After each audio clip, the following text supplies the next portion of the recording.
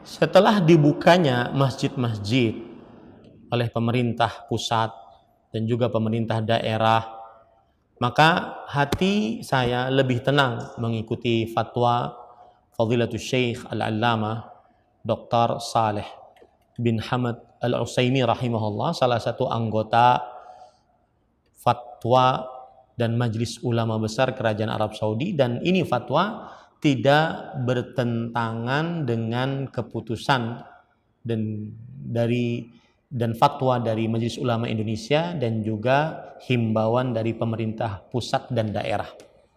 Yang pertama, alasan untuk meninggalkan sholat berjamaah dan sholat Jumat masih ada dan masih berlaku. Maka barang siapa yang khawatir tertular penyakit COVID-19 atau menularkannya kepada orang lain, maka tetap diringankan untuknya tidak menghadiri sholat Jumat dan sholat berjamaah, dan tidak berdosa, serta pahalanya tetap insyaallah ta'ala. Berdasarkan hadis riwayat Imam Bukhari, Nabi Muhammad SAW bersabda, "Idza maridhal 'abdu aw safar kutiba ma kana ya'malu muqiman sahihan." Jika seorang hamba sakit atau bepergian, maka tetap dituliskan untuknya pahala seperti dia sehat atau dalam keadaan mukim. Ini yang pertama. Yang kedua, bagi siapa yang terkonfirmasi positif COVID-19 atau ada gejala-gejala yang nampak seperti penyakit COVID-19 atau disarankan oleh ahli medis untuk mengisolasi diri, maka tidak diperbolehkan baginya untuk menghadiri sholat Jumat dan sholat berjamaah. Kenapa? Karena dikhawatirkan menularkan kepada orang lain dan membahayakan orang lain. Hal ini berdasarkan hadis riwayat Imam Ibnu Majah, Nabi Muhammad SAW bersabda, "La darara wala dirar." Tidak boleh ada bahaya untuk diri sendiri dan tidak boleh membahayakan orang lain. Yang ketiga, protokoler kesehatan yang diberlakukan di masjid-masjid terutama wajib untuk ditaati, seperti memakai masker, mencuci tangan, diperiksa suhu badan, membawa sejadah sendiri, kemudian juga berjarak antara 1 meter atau 2 meter antara satu orang dengan satu orang dalam satu saf.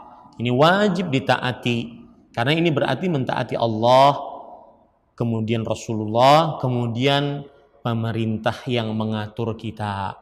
Dan ini termasuk daripada menjalankan firman Allah Subhanahu wa taala, "Wa ta'awanu 'alal birri wat taqwa wa la ta'awanu 'alal itsmi wal 'udwan."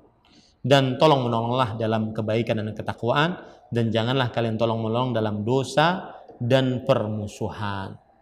Dan juga ini termasuk dari mengamalkan firman Allah, sabda Rasul sallallahu alaihi wasallam riwayat Bukhari dan Muslim, "Al-mu'minu lil mu'mini kal bunyan yashuddu ba'dhuhum ba'dha." Seorang beriman terhadap orang beriman lainnya seperti satu bangunan yang menguatkan satu dan yang lainnya. Yang keempat, tentang renggangnya saf salat sampai 1 meter, 1,5 meter atau 1 meter, 2 meter antara seseorang dengan yang lain di dalam satu saf. Maka apabila dia mengerjakan sholat berjamaah di masjid, maka ini adalah hal yang dilakukan untuk pencegahan, maka diperbolehkan dan tidak membatalkan sholat, tidak mengurangi pahala sholat berjamaah dalam keadaan masih mewabahnya penyakit COVID-19. Apabila dalam keadaan aman saja, renggangnya saf, para ulama mempunyai 2 pendapat. Ada yang mengatakan haram, ada yang mengatakan makruh. Maka apabila dia haram, keharaman ini akan hilang karena ada keadaan darurat. Karena ada keadaan darurat, yaitu dikhawatirkan tersebarnya penyakit COVID-19. Yang kedua, apabila dia makruh, maka kemakruhan ini akan hilang karena ada hajat keperluan, yaitu untuk mencegah tersebarnya penyakit COVID-19.